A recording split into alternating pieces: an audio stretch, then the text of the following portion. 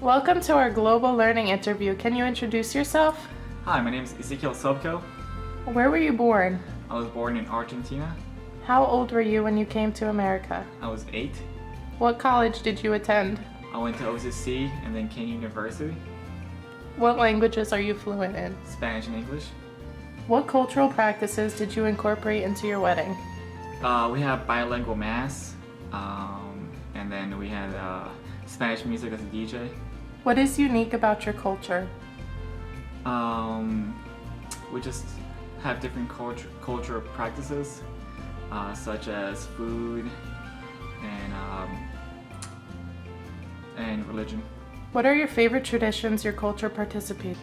Okay, there's a special tradition we have for Christmas, and we like to feed the deer, or the reindeer. It's pretty funny.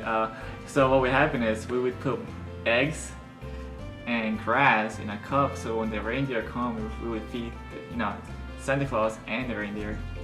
Very nice. And what does your culture differ from your wife's culture? Definitely the food. She cooks. She likes to cook, and on top of that, but she loves making like Spanish food. And Argentina is very different. We eat more steak and meat, and her diet is more like pasta and rice and beans and chicken. Where have you traveled outside of the United States? I haven't. I've been here in New Jersey and Texas. If you could live in any country, where would it be and why? I would do Japan. I just love their exotic foods, their fish, and just their culture seems really interesting. How do you communicate with others who speak a different language? Just, hand signals, and I'm a consultant, so I work with patients at the hospital, and we just have a number that we call.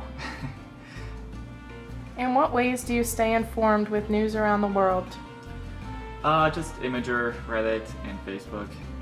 Do you participate in any community activities? Nah, not really. What actions of yours affect your surrounding community? Just my job itself. I help a lot of people who don't have insurance, and I help them get insured. And I think it's a lot. What volunteer work have you participated in? I don't really volunteer that much. What do you do to help your country of origin? We have my grandma who lives there, so we do kind of support her, and my cousins live there, so we just keep in contact. How do you communicate with individuals whose values or beliefs differ from your own? I just appreciate everyone equally. Even if they have different culture, or I still treat them like as they were just any other person. Have you been stereotyped because of your culture, and if so, how? I would say no. I think it's an advantage. I think being born in a different country gives you a different perspective, and it really gives you more appreciation for other people.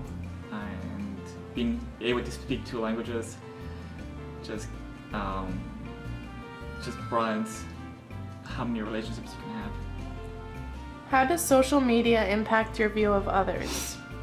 I think social media is a very powerful source of communication, and a lot of people who have a lot of hate can dilute the system, and I don't think social media really is true to what people really feel. How do you acknowledge alternative points of view? I appreciate everyone's points of view, and I try to think about it as if I was in their feet. Everyone has their own perspective. Okay, thank you so much for your time. We really appreciate it. Anytime.